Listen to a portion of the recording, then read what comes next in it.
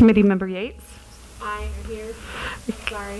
Is it Member Warehane? Here. Member Sandifer? Here. Member Geik? Here. Member Capelli? Here. Vice Chair Shull? Here. Chair Olmsted Bowen? Here. All present.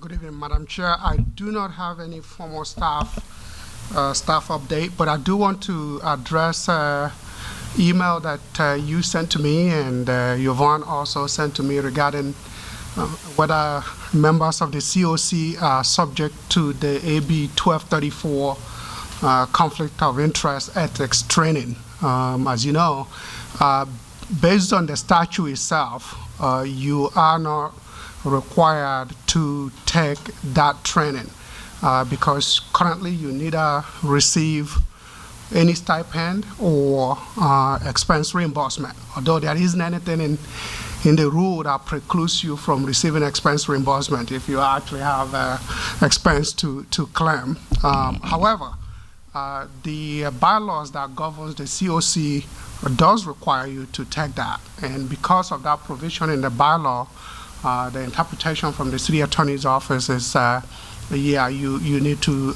again take that AB 1234 training. We'll provide you a mechanism for dealing with that, taking that training online, but reasons why that was included in the bylaws that governs the COC. So that's where we are.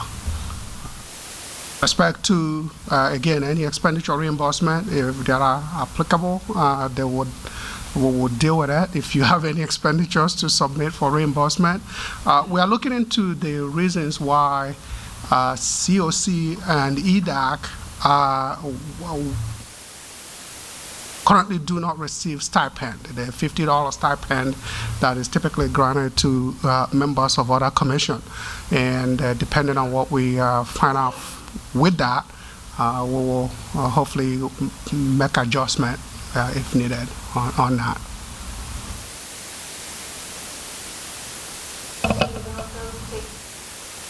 Yes, they do. Yeah.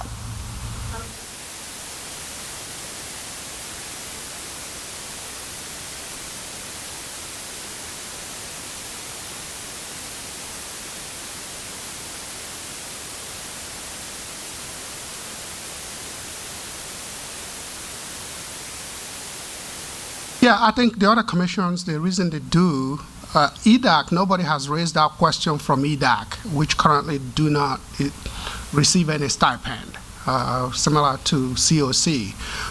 But the rest of the commissions do receive stipend. And again,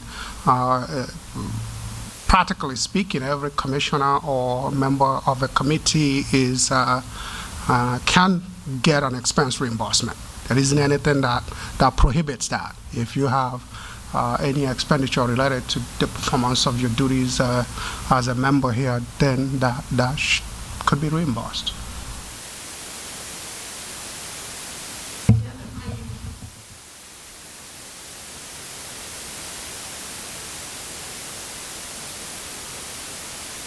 Susan, if you could just remind everybody, there's a little button on the side here. I was just saying that I was on EDAC and then I'm on this committee, and I've been on committees for a year and a half, and this is the first I heard of it, and I never been paid. So I mean, I'll take it, I don't really care, but it just was I know people that really don't want to take it, not in this city but in other agencies.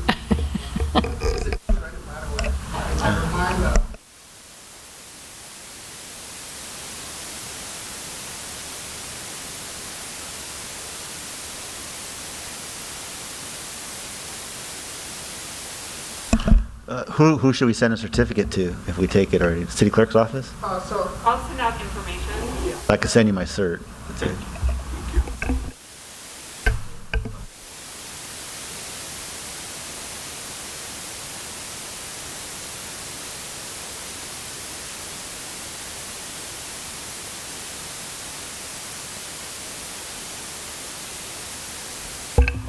The ethics training was AB 1234? Yes. Is that correct? Okay.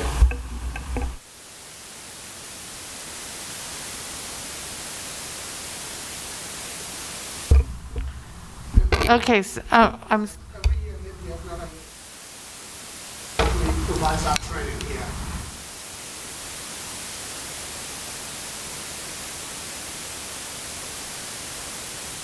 right, I know, there's a lot of online classes. That's what I'm assuming. And are there any online classes that the city attorney has already said, like, this is the one that we'll accept, or? We do have one that is acceptable.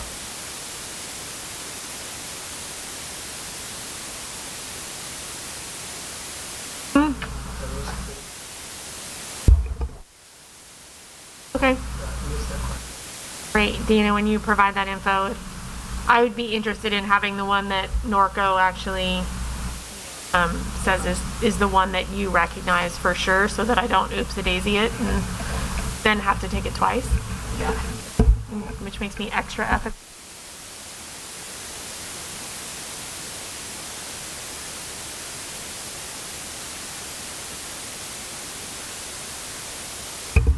Okay, so now we're going to select a new chairperson and a vice chair. And I don't know what our procedures are in this. Okay. Thank you, Chair. Tonight we will be selecting a committee chairperson and vice chairperson. According to your bylaws, the committee shall elect a chair, the duties of which are to preside over meetings and ensure that items are placed on the agenda, and a vice chair whose sole duty is to act as the chair in the chair's absence.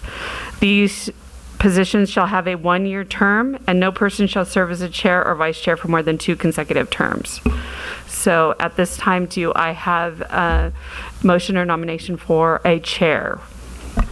I nominate Yvonne Shull for chair. Okay. Is there any other? Would somebody like to make a motion? Yeah, I'll second that.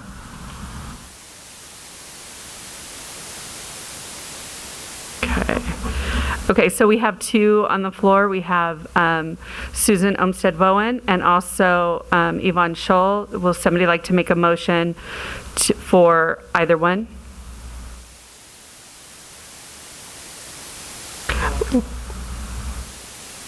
Okay. There's 2 nominations, so they have to make a motion to which choice to make.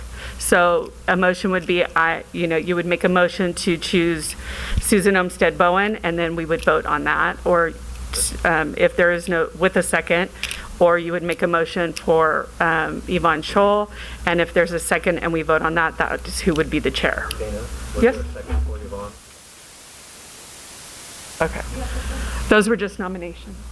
But usually there's a second on it. Okay. So I had, okay, the motion for, or the nomination for Yvonne Shull did not have a second. Okay. Not how it's usually done, but okay. At this time, so we have a motion, a nomination and a second for Susan Olmsted Bowen. And we don't have one for Yvonne. Is there a second for Yvonne? For the nomination?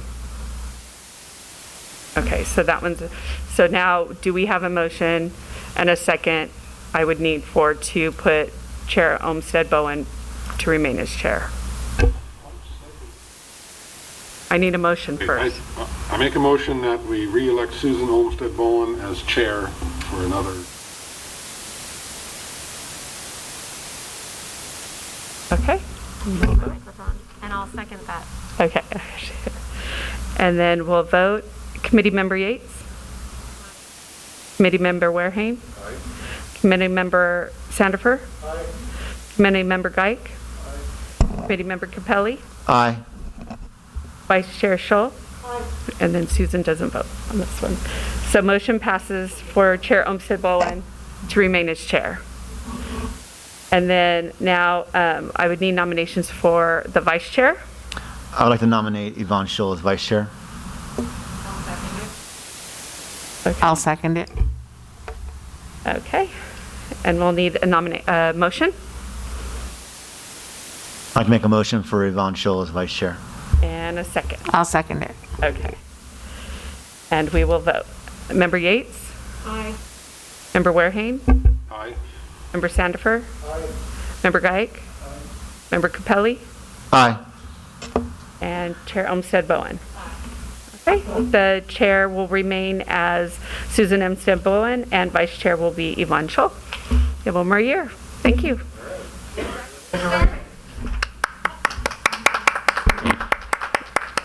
And it's great because now we don't have to move around and sanitize anything, so. So I have a question on this. I mean, this, per the bylaws, every year, this is supposed to happen. So we actually started in, I guess, April? Is that the beginning of the? It will be, it'll be in June when we vote for when we reapprove the schedule, so it's fiscal year.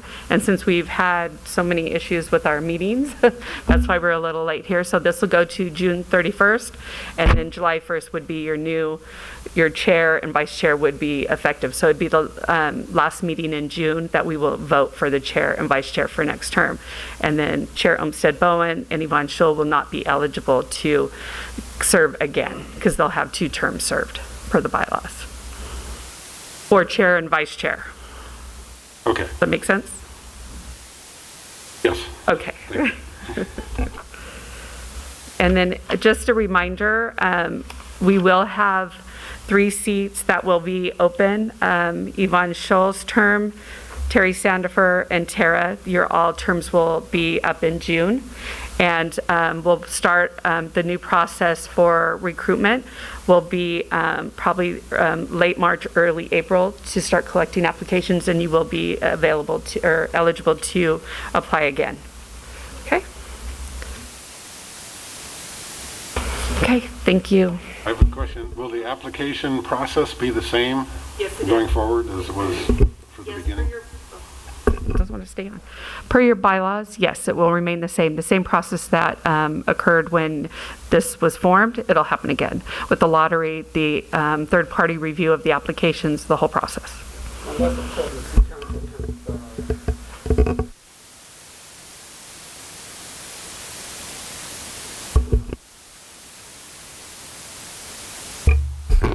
Okay, can I ask for approval of the minutes, please?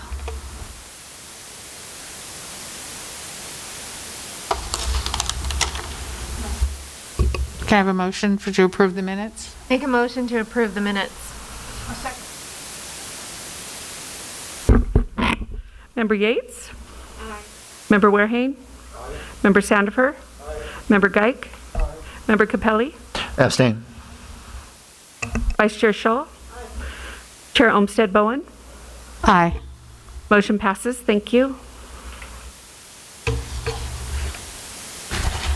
So now we're going to our discussion items. The order of discussions is first we have a staff report presentation, then we have committee's questions of staff related to the item presented. Chair will call for public comments related to the item presented. Committee final discussion and action related to the item presented. So our first discussion item is fiscal year 2021 measure our budget.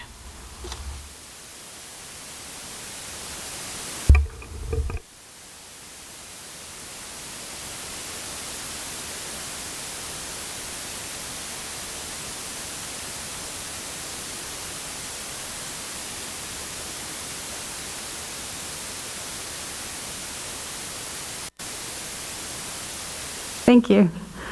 Good evening, Chair, Vice Chair, and committee members. I'm here to, we recommend that the Measure R Committee review and recommend the fiscal year 2021 Measure R budget. The purpose of this item is so that we could recommend this and provide to council for approval. Currently, our revenues are estimated to be 5.1 million for the upcoming fiscal year, and our expenditures are estimated at 3.3 million. Staff has analyzed the needs of the city and is bringing various projects to you guys for review and approval. And then if approved, the 2021 measure will be transmitted to City Council for final approval. These projects were presented and reviewed by the committee on June 24th and July 22nd, 2020 tonight. Staff would be requesting that you conduct a final review of these projects and programs and recommend them for funding with the revenues and expenditures stated. With this,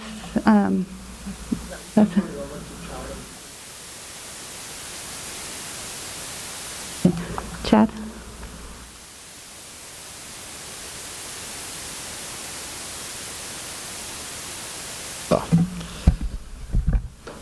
Good evening, Commissioner. So this will be the third time I think we've shown this, and not much has changed.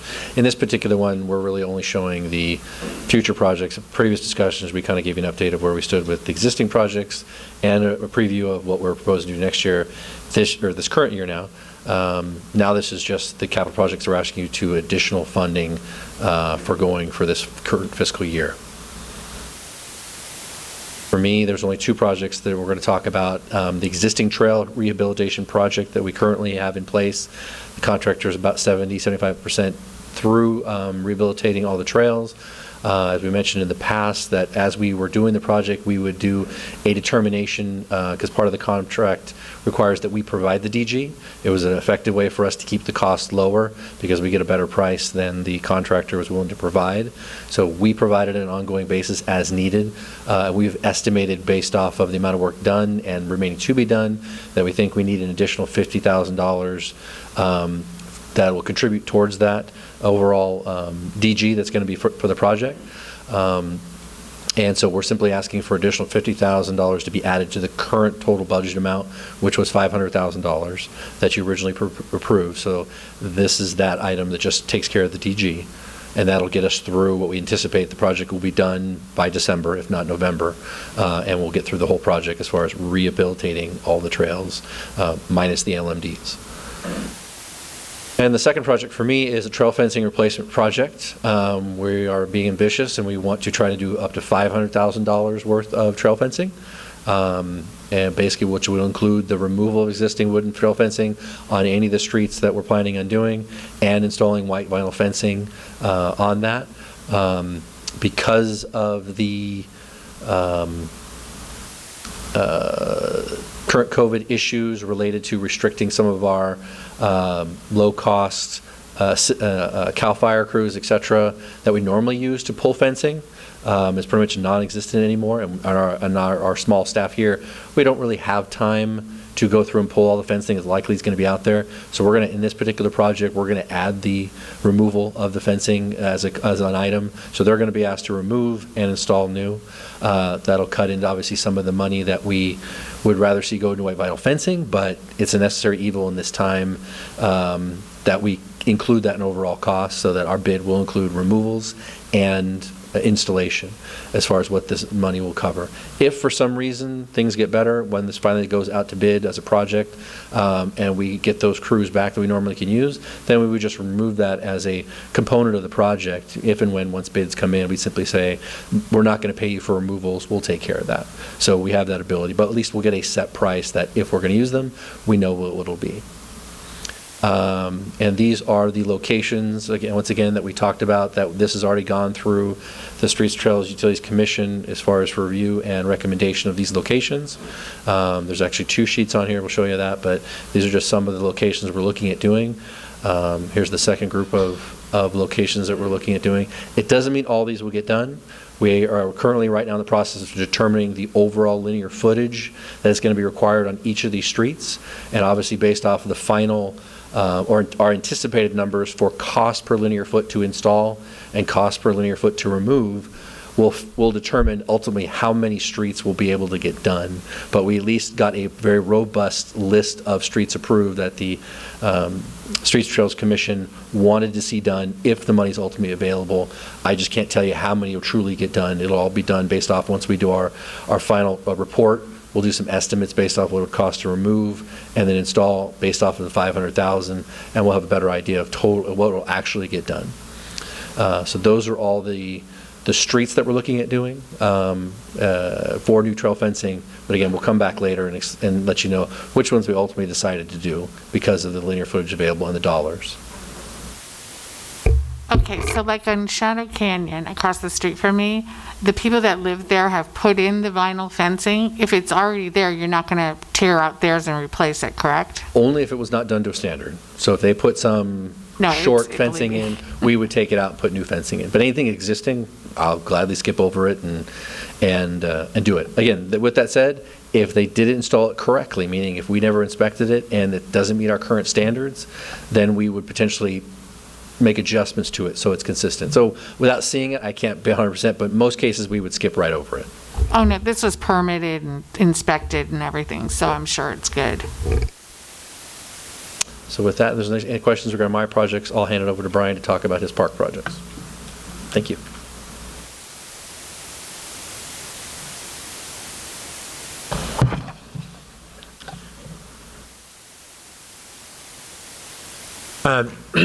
This particular project is parking lots. It includes Animal Control, Parliament Park, and Wayne Macon. This is our second round of parking lots that we'll be doing this upcoming fiscal year. The repairs needed for safety of pedestrians, avoid tripping hazards, and decrease liability for the city. So we actually have 3 sites in which we would be doing this to get these back up to par. Once we've done the rehabilitation, then what we would end up doing here is in every 5 to 7 years, we'd be looking at a slurry coat seal versus just a complete rehabilitation on some of these. Animal Control is in real bad shape. Parliament Park has some issues in it, and then Wayne Macon isn't as bad, so I don't think we're going to have to do much of a full reconstruction there as we would with Animal Control and part of Parliament Park. Riley Gym improvements. We recently have completed a floor design on that. The roof is completed at Riley Gym. That has been done, has been inspected, and we're wrapping up all of our citywide roof projects right now. We only have one project area left, and then we have some punch list items that we're working on. But here, this improvement would be going back and taking a look at the insulation issues that we talked about last year, but didn't fund. And to do that, we're going to be bringing in a mechanical engineer. We've done an evaluation with the mechanical right now, but we would have to actually design that and do it a little bit differently than what we originally looked at. The insulation would include the roof insulation. We would use a different product. Versus the product that was originally in there, it's not usable. They don't even make that product anymore, which was really a sprayed-on type paper product. What will end up happening is we're going to be looking at a batting project type of insulation, we believe, along with some sort of a different siding insulation in Riley Gym. This would also include interior renovations such as painting, trim work, some improvements there. Security, replacement of the front door to meet ADA standards. As you know, we do a large wheelchair basketball tournament there, and we actually have to, we've had to modify that door just to get wheelchairs in and out of it. So that would be replacing that door. And then also the exterior sign is faded. That would all be redone and part of this project. We already have in the budget and we talked about it, this is our pre-approved project. We're about ready to actually bid that, and that is for the actual parking lot. As part of our other capital improvement program, we redid the whole floor in there, and we have a brand new floor in there. It looks great. This will bring us up to snuff related to the gymnasium. The pool demolition. Behind Riley Gym is the old pool. The pool has been empty and vacant for a number of years. It's become a very attractive nuisance, and no matter what we do to reduce the usage or break-in of that location, we just haven't been able to resolve it. So most recently, outside of the pool area, we had a sinkhole. We believe this is linked to an old septic tank system that was part of the original pool. That's going to have to be backfilled. It has become a hangout, so our goal would be to demo that whole location. I've been working with Bill Workman from the Historical Commission. It's not on the list of historical sites, but we would be looking at this facility and we would work with him related to any questions or concerns he may have. But the building itself and the pool are a liability for the city at this point. There's been a lot of discussion related to building a new pool. To do a new pool, we could never rehabilitate this pool to bring it to existing codes or standards. And a new pool would run us somewhere around $6.5 million. So it hasn't been something that we've been looking at. In fact, actually, we've looked at splash pads and other alternatives to a pool. But this pool is really a potential liability for us. Event center and pole barns. This is something we've been working on. We've been working closely with our 4-H, our FFA kids, and their instructors, staff. My supervisor responsible for events has been working on this to make this facility a planning. I know we had one time looked at maybe a grander type of format. The cost for that just seemed to be too high to really do it. We really believe we can build something here that will have a multi-use, not only for animals, show exhibitions, but in our design concepts, we've even looked at for dog shows can be put under this area. So we've been working with our city engineer for a conceptual estimated engineering plan. These are the breakouts that we've come up with: demolition and grading, building construction slab, including electrical, lighting, and fire, storm drain and sewer, restroom and storage, paving, parking, equipment, contingency, and engineering. So the project comes in at about $1,068,000. This pole barn area has lived its life expectancy. It's just holding on. Even if we do nothing, we're going to have to demo it anyway. There is not a question about that. It's about when, and my estimate, it's within the next 2 years that it'll have to be demoed. This facility does get used a lot. We believe it could even become more attractive in use based on the work we've been doing with our subcommittee, our commission, in regards to what the final product would look like.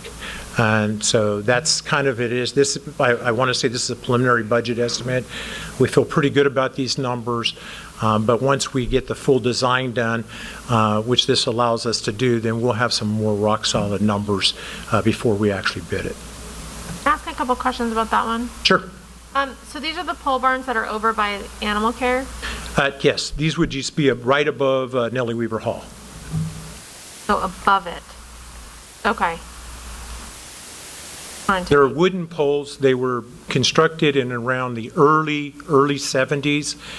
Primarily, all of the structural poles are telephone poles, and then the eaves and purlins and all the other structurals roof was added later on with the facility. The problem is it's just structurally is rotting away.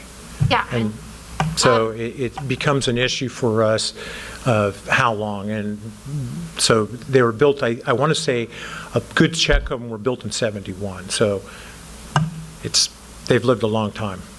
And we think that any other development that we were to do in this area, that we wouldn't turn around and take these down. Like, just because it's $1 million, I want to make sure that, in 5 years. No, actually.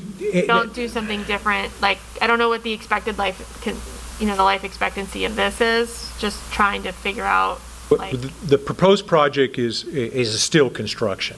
So what the amount of time we got out of the wood ones, we should be able to go, we would probably, at most, you'd have some roof issues before you ever replaced the actual structural parts of the facility. Now, one of the thoughts, and your question is a good one, what we've looked at is really how do we make this multifunctional, create more activity, more use. And so the group has really done a good job of at least preliminary laying that out. And so that it's if we have an exhibition or animal show, goat show, or during the fair, then it has other purposes that it could be used for, including outdoor weddings and receptions to that. So we really want to make this not something that's just used 5, maybe 10 times a year, but it can be used throughout the whole year. And I brought this up last meeting, and I thank you very much for providing the additional breakdown. I still feel like it's a large dollar amount for us not seeing pictures and everything else. I'm more comfortable with, like you're like setting it aside, but not actually having like a full approval of it until we actually see what you're planning. Those planning meetings happen, but I don't necessarily have that information. I'm in favor of the project. I'm just not sure if how I feel responsible enough about setting it aside without actually knowing. I'm so happy with all the work that you've done. I just am trying to make sure that I'm being responsible in my position in ensuring that I've actually seen what the idea was. I'm not sure how the other committee members feel, and if everyone else is comfortable with it, then I'll get on board. The challenge here is, and you have to get the engineering done and that conceptual, that final design and look before you can really move on. But I can tell you from a perspective of community, we're working with a subcommittee from our Parks and Rec Commission. We have FFA teachers involved and engaged in the process, our own staff on how this can be used in various ways. So we've taken all of that into consideration in how we're doing it. The problem is that I'm not even sure we'll make it. Hopefully this COVID-19 goes away, but if we have a fair next year, I'm not sure it'll even be able to be used by the fair by next year if we don't start on this project right away. And so from a time frame on this, if we can move this forward, I think we would have design out by end of year because we've already done preliminary, and be into construction in early spring to be done by August so that it'd be ready for the fair. That would be my goal in this case. If I wait any longer than that, we will not make that goal. And I don't necessarily suggest that we wait longer. I'm wondering if we approve it in pieces.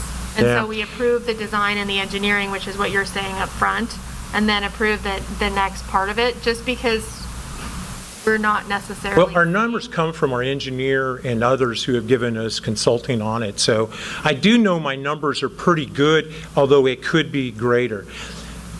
The objective of this committee is to look at the funding and approve it, but really not do the design of the projects. No. So for that purpose, if this could be more or it could be less. And I have no problem when we get to some sort of a real picture to show the committee of how it would work and function. But right now, if we don't approve this project, I doubt it we'll have it ready for next year.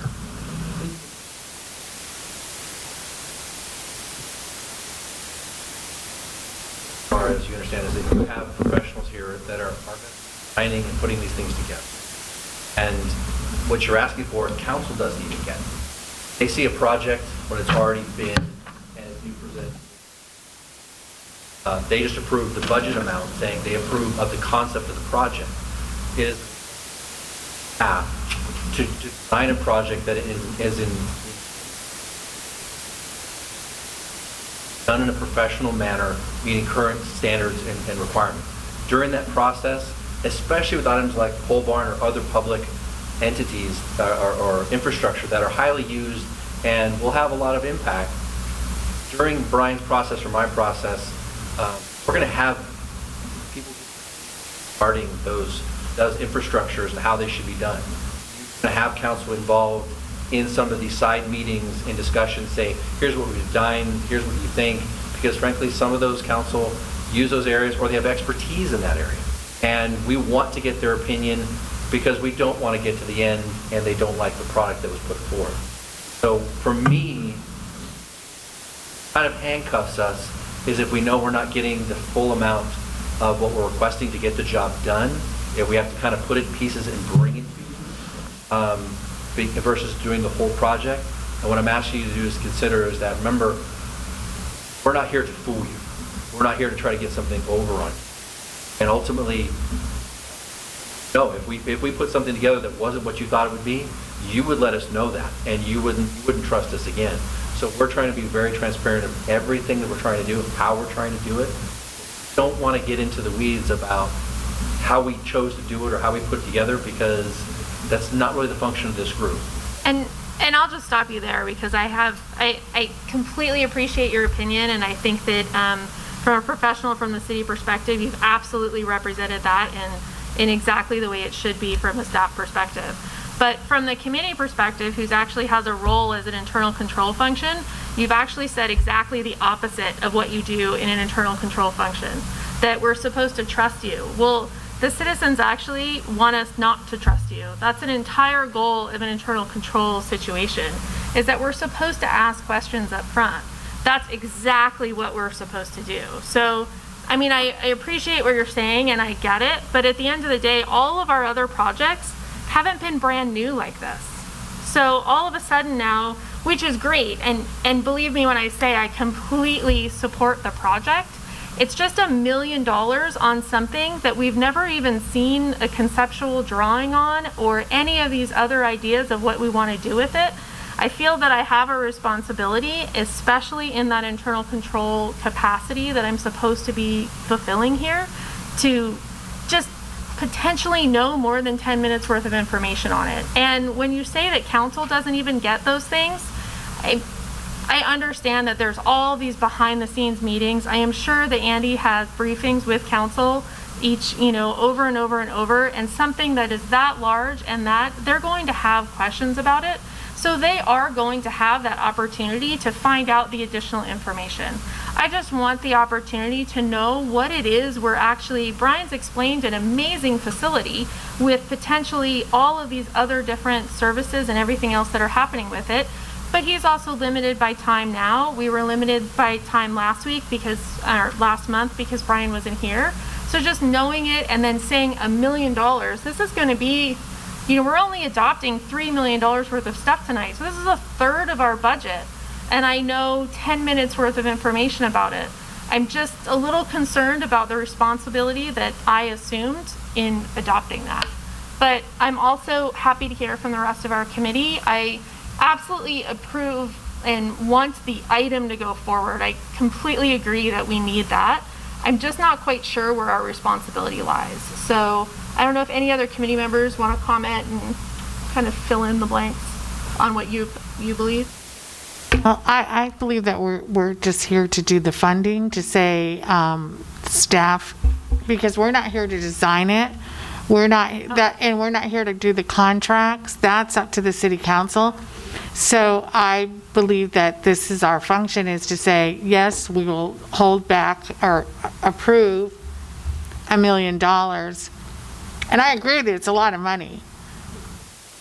But it may be less, it may be more when we get done, because this is just a placeholder currently in the budget to design the project and see how much it costs. Just like it's unfortunate, like the Riley parking lot ended up costing so much more because, things happen.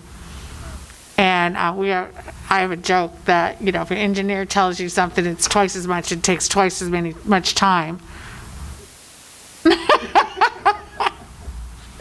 And the real key here is that I can move forward with the engineering and design, and it allows us to actually, the one thing that we do in our department is we don't really just work in a vacuum because we're so connected to the community.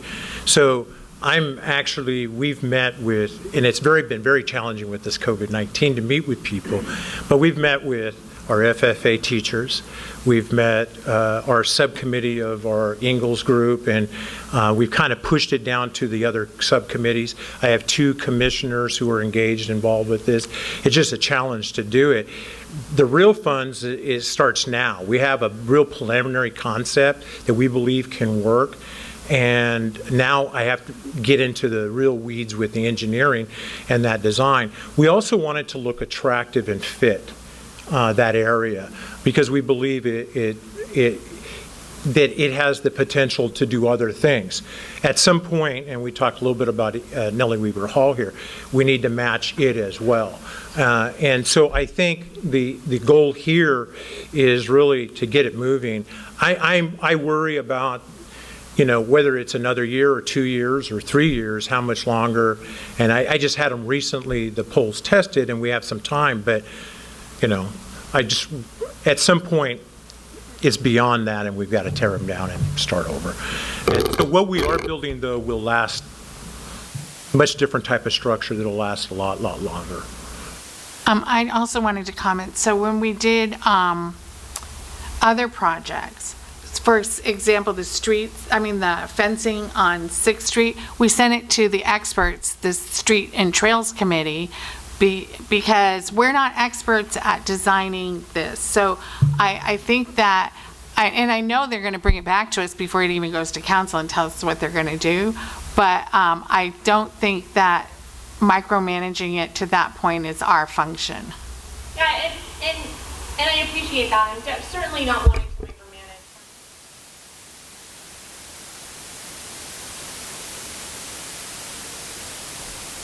I think this is like 5 projects or 6 projects all into one kind of a thing. We've actually had some very detailed conversations about insulation. Had some pretty detailed conversations about trails. Also talked at length about potholes and which streets. Project is much larger, and we're having less conversations about them. So I'm wondering if there should be milestones built in, or how do we look at it and be responsible for the amount of most of our other projects, putting $1 million into a project for streets.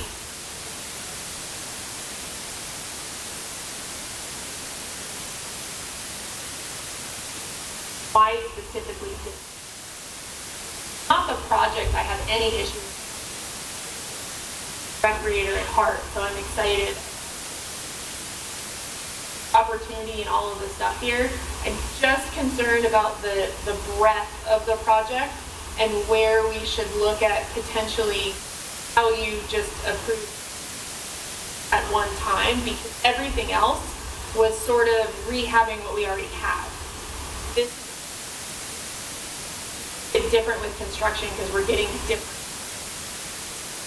So I'm just concerned. If everyone else isn't concerned and you all make a motion, I'll certainly support it.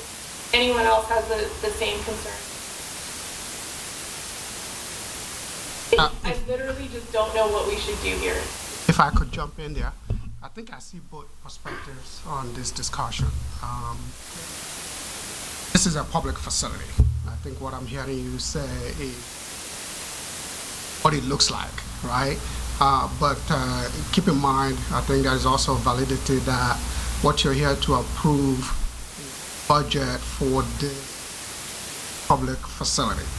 And budget, you gotta remember, all of that is estimate at this time. On the other hand, I do see a need for us as we progress on this public facility to bring back information to you, which we have done with many of the projects that we do here in terms of the progress, and that at the appropriate time, what the project looks like as we make progress on it should come back to you. You can see that as information, but that is separate and apart from approving this budget. That needs to be done to get us to that point where you said and continue. If we go ahead and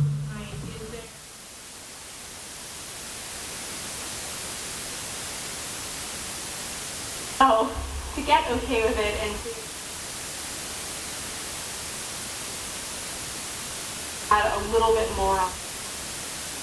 Brian's done a really good job.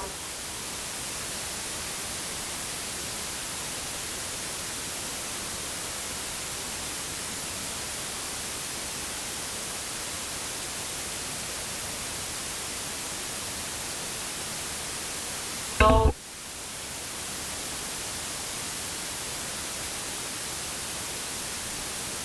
it'd be nice to have these.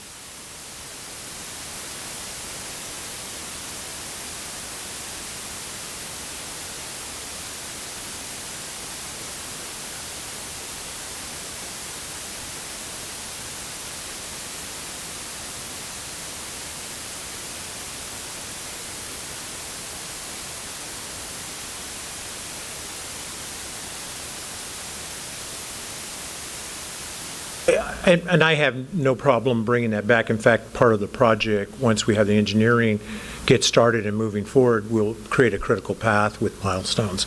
I need to do that to get it done by next summer. And the other part of that is, because we're still in the design conceptual discussion on roof lines, that's why it's very hard to determine what that final roof line is going to look like, which changes the cost. We came up with a concept that we think is going to save some money. So until I can get the engineer under contract to get the work done, those are my challenges.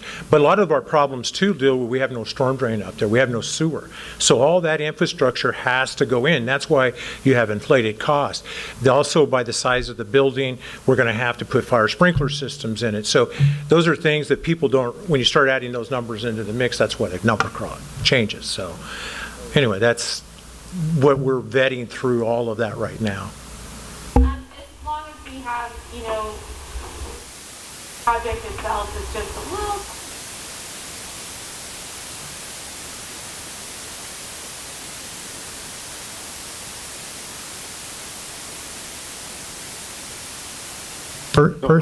Personally, I think I agree with, with the presentation. I trust you guys, and I realize that we have a responsibility for the stewardship of the money that the citizens are being taxed, but I really believe this is a well-needed project, and I think the budget speaks for itself, and I personally support it strongly. Yeah, I also feel it's needed, and the city staff has done a great job in researching this. It would be nice to have a picture of a building that's already existing someplace, because I'm trying to visualize what this will look like. Obviously a steel girder construction. Right. In a normal time, I probably would go back, and this is something we talked about, and program for design and architectural, then come back for the actual project. I don't have that kind of a calendar in front of me because I don't know what next year is going to be like, and I believe, based on what I'm doing, I'm so confident in the groups I'm working with, and they're penny pinchers, let me tell you. But they leave, that's why we have to be detailed to make sure, well, these are code requirements today, so we have to have a drain here. And so they're getting that education as well. So obviously our number has changed based on certain infrastructure issues, so it's a process. So we're not just sitting in our office throwing numbers up there to guess. So we are working with our groups and our community to try and figure this out. And we're going to continue in that process because they have to be part of the functionality of that building because they use it. So. No, I agree, and it is a lot of money. I mean, just say $1 million for something that we're not sure what it's going to look like. A couple things. You want to be able to use it for your multi-purpose use. You mentioned like outdoor weddings, so I assume some sort of a steel girder construction with a steel roof. Now, do you see sides coming all the way to the ground? Or? Great question, because we were looking at different veneer louvers, and that's been part of the discussion because we get strong winds from certain things. So we've been making in our planning meetings, we're listing all of the things that could affect it, or siding on one side or siding, and we have some numbers for siding on all sides. So the problem is if we do that, then the costs go really up. It doesn't mean you couldn't add it later. So we are trying to design to deal with certain things at this point. Maybe we look at it as the future, but Right now, that is one of our discussions related to the number is what do we want to do on the sides? Because we need to reduce the winds we received on the east side because that affects the events that are under there. So it's been part of our discussion pretty heavily. Okay, so certainly the wind, the sun coming in from the west. The landscaping, we've kind of touched upon that a little bit. You're going to have dozens of animals on a 110-degree Memorial Day or Labor Day weekend? And that was discussed, and if you're familiar with the big fans, we looked at big fans, exhaust systems to help cool it down. All of those have been in fact, actually electrical was a big part of the construction discussion because you don't want to be running spider boxes everywhere when you have animals everywhere, so we want to look at drop downs. So all of those things have been discussed, which changed the construction part of it. So the groups that we're working with are pretty good at, and us helping them also bringing up certain things, because I really believe when we're said and done, the functionality is real important. It works for our youth and their programs as well as we want to do some sort of an adult activity under there. Okay. Another point is you've got paving and parking for $25,000. Yeah, this is just really because of when you're said and done, we need to have paving around it to collect water, and we also need to have some delineated painting or ADA painting based on the event. Otherwise, most parking for this is done off-site. So it's not, once we build it, there's not much room. So parking and stuff would be more towards a sally port. So back in for offloading animals and things like that, those have been the discussions. Okay, because you look at some of the other projects. This is not to park everybody who would, parking for this would be done across the street, and that's been part of our consideration as well. Okay. Not necessarily in this project, but what we can accommodate. Okay, thank you.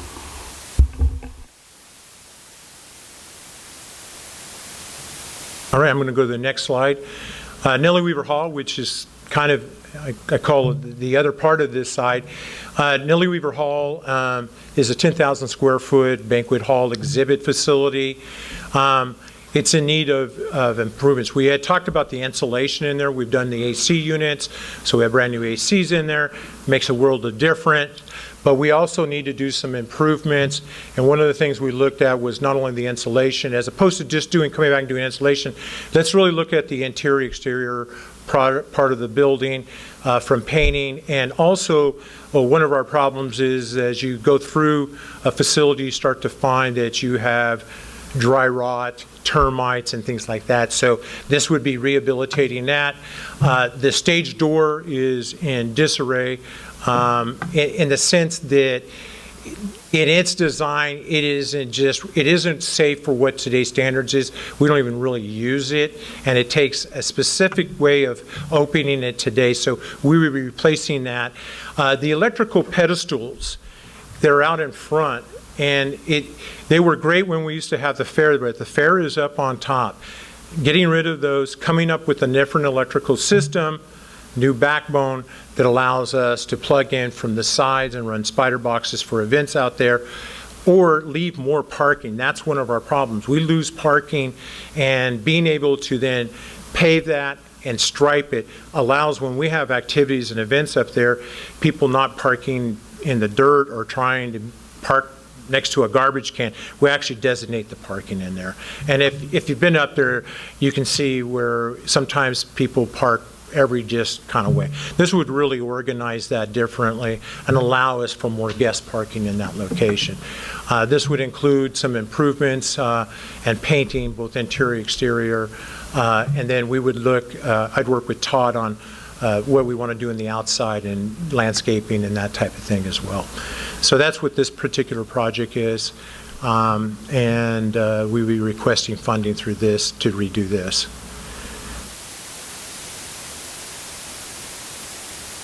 This kind of just recovers a little bit of our problems and existing on there that we would be built. Again, this was built in the 70s. A lot of the electrical that was built is very old infrastructure. We'd be replacing and upgrading all of that as part of this project. This is Marina sound system. Our sound system it's right at 20 years. we've kind of lugged it along where now we need to really look at re-engineering and redoing the sound system. We get what I call areas of dark areas, so the sound is not covering everything that you would want in the ground stands. This would allow us to upgrade everything, and also particularly our speakers for a public announcing system. In some cases, our vendors who have to come in have to bring their own system just because this has become so inadequate. Ball field sports lighting, this was an emergency, and it would have been here even sooner, except we went COVID-19, so basically we're bringing it through here.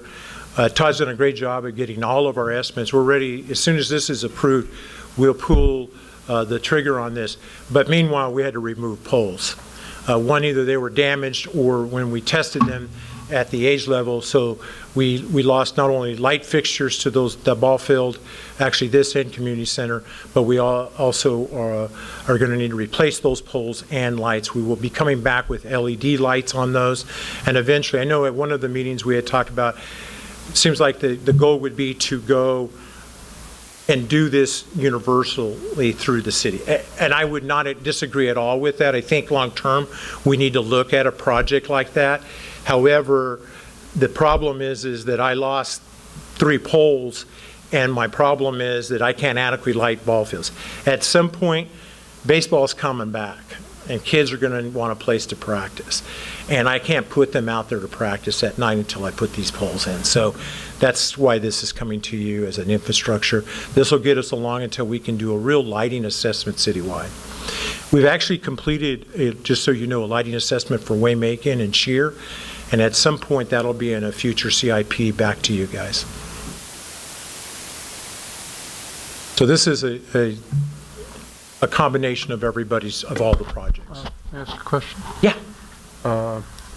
Actually, I think it's an inconsistency on the pole barn. It's $1 million instead of $1,068,750.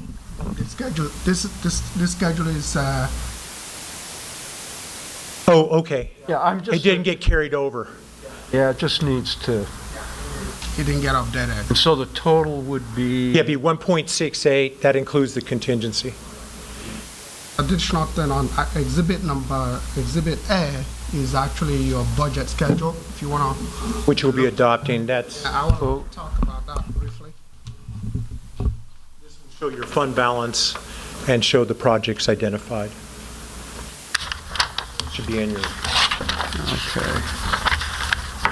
Yeah, so this is what we would be approving. That's what you're approving. Yeah. Okay. So that concludes my project updates, and if you have any questions. I have a question regarding the pool demolition.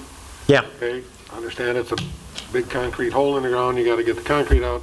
What is the plan to fill it with? That'd be part of the bid. They have to come back with a fill. It has to meet our building and safety department's requirements and the county's requirements for demo and backfill.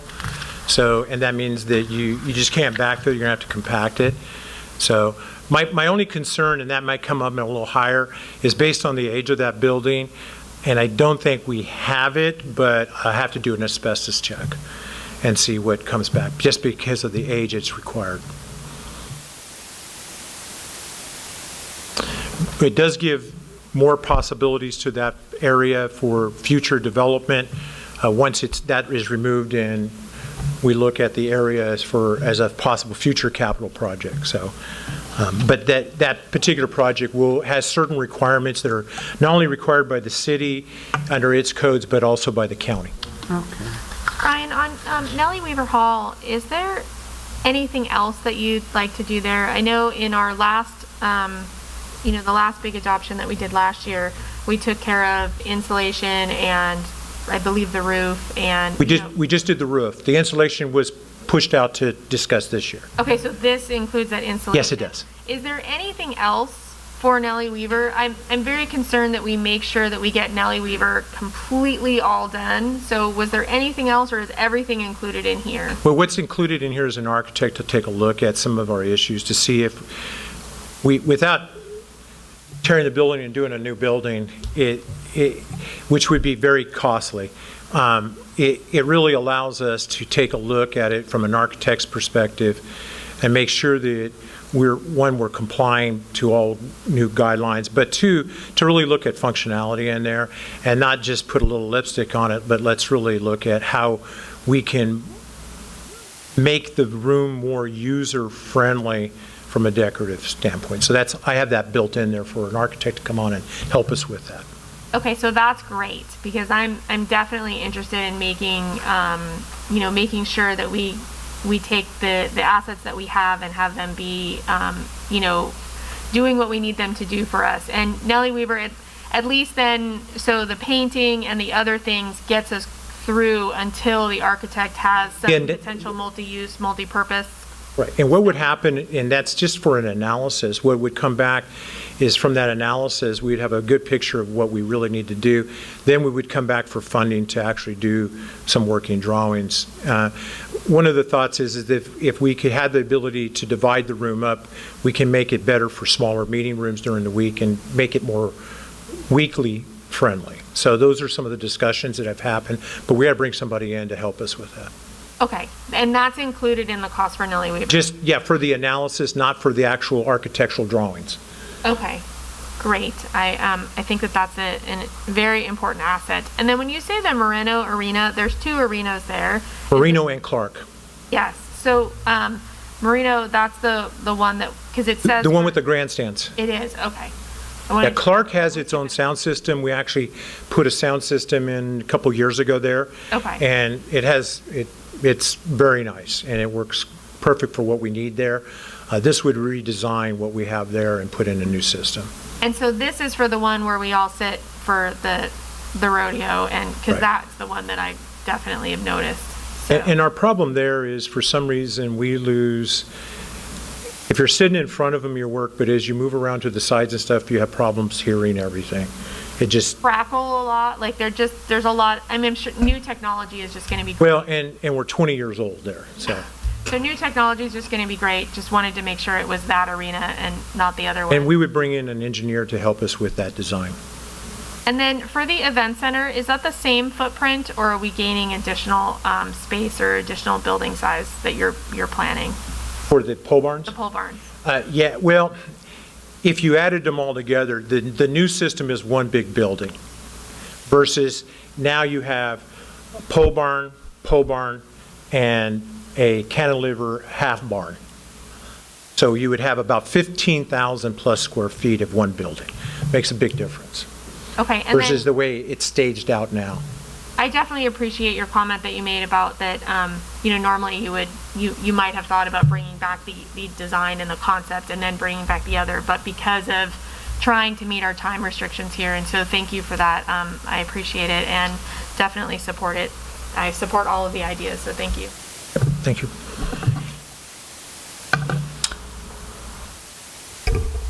Thank you, Brian. So, do we have any public comments on this item? We've received no public comments. Okay. Does any committee members have any questions, additional questions for staff? No?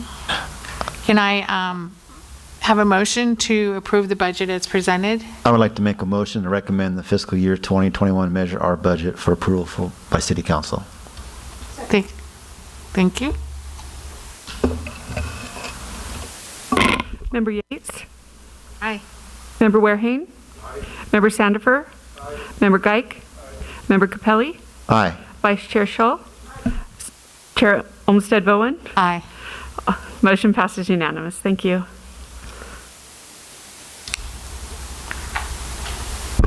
At this time, when persons wishing to address the Measure R Citizens Oversight Committee regarding matters not on the agenda may be heard, please email the city clerk at droa@co.norco.ca.us so that you may be recognized. Your comments will be read at this time into the record. The Ralph M. Brown Act limits the committee's ability to respond to comments on non-agendized matters at the time such comments are made. The Measure Our Citizens Oversight Committee shall not discuss or take action relative to any general public comments. Do we have any comments? We have received no public comments. Thank you. Do we have any items for our future meetings?